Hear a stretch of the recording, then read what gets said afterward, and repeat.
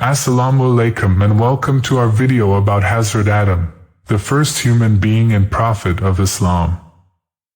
According to Islamic tradition, Allah created Hazrat Adam from clay and breathed life into him, making him the father of all human beings. Allah then placed Hazrat Adam in Jannah, the paradise, and commanded him and his wife Hawa to enjoy all of its fruits and blessings except for one tree. However, Satan tempted them to eat from the forbidden tree, and they fell from grace and were banished to earth. Despite this fall, Hazrat Adam remained a beloved prophet of Allah and continued to preach his message to his descendants. He taught them the importance of obedience to Allah, the value of knowledge, and the need to avoid the temptations of Satan.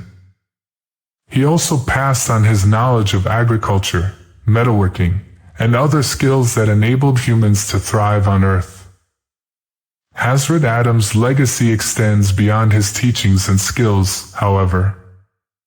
He was also a symbol of human unity and equality, as all humans are descended from him and share the same innate dignity and worth.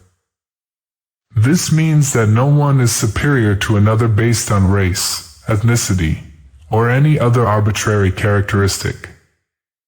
Rather, we are all equal in the eyes of Allah, and it is our actions and piety that determine our worth.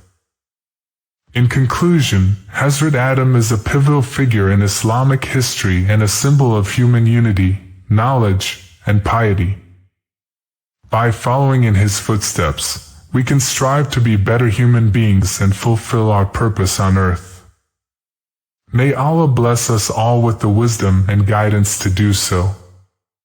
Jazakallah khair for watching.